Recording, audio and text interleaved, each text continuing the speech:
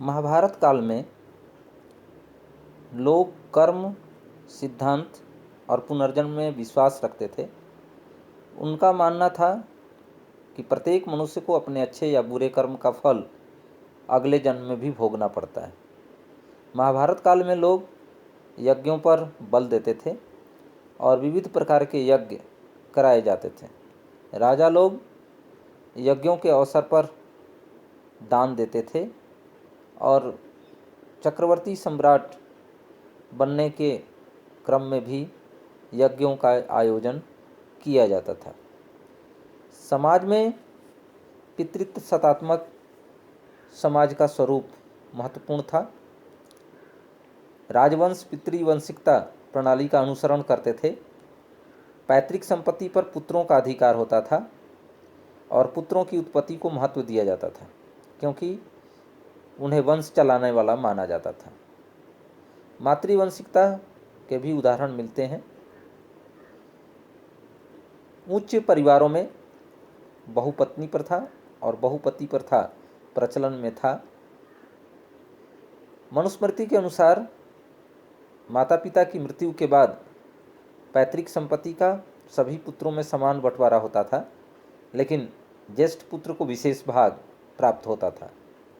स्त्रियों को पैतृक संपत्ति में अधिकार प्राप्त नहीं था।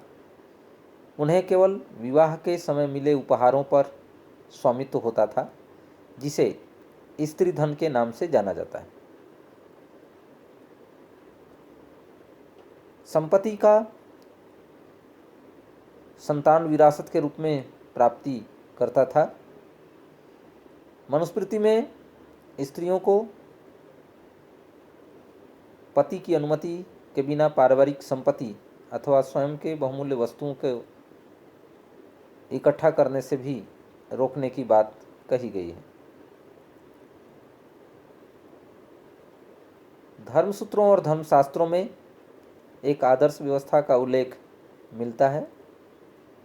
शास्त्रों के अनुसार केवल क्षत्रिय राजा हो सकते थे, लेकिन कई महत्वपूर्ण राजवंशों की उत्पत्ति अनेक वर्णों से हुई है, जिसमें ब्राह्मण, वैश्य और शूद्र प्रमुख हैं। मौर्य वंश, जिन्होंने एक विशाल साम्राज्य का निर्माण किया, मुख्य रूप से निम्न कुल से संबंधित माने जाते हैं। शुंग सातवाहन और कर्ण ब्राह्मण वंश से माने जाते हैं। गुप्तों को वैश्य माना गया है। इसके अतिरिक्त कुछ विदेशी जातियों से संबंधित लोगों ने भी भारत में शासन का काम किया, जिसमें शक, कुषाण प्रमुख हैं।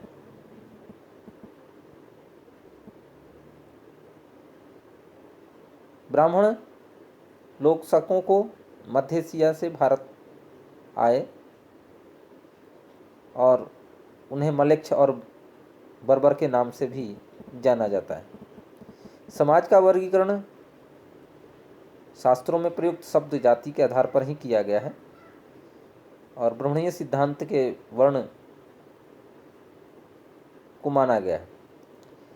प्रारंभ में वर्ण कर्म पर आधारित थे, लेकिन बाद में वो जन्म पर आधारित हो गए। महाभारत एक गतिशील ग्रंथ है और इसके विकास से संबंधित जो प्रमुख विषय वस्तु हैं, उनमें गतिशीलता देखने को मिलती है।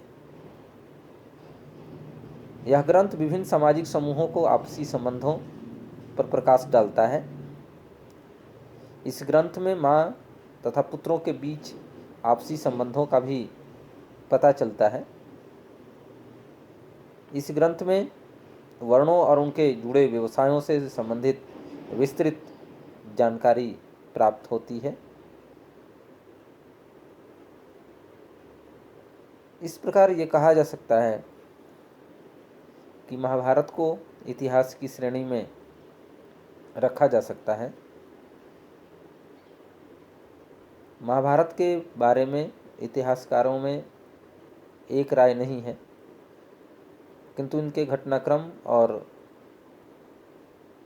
पांडुलिपियों और विभिन्न प्रकार के साक्ष्यों से कई ऐसे संदर्भ प्राप्त होते हैं जिसके आधार पर इतिहासकार इन्हें इतिहास की मुख्य विषय वस्तु के रूप में स्वीकृति प्रदान करते हैं। इस ग्रंथ में प्रयुक्त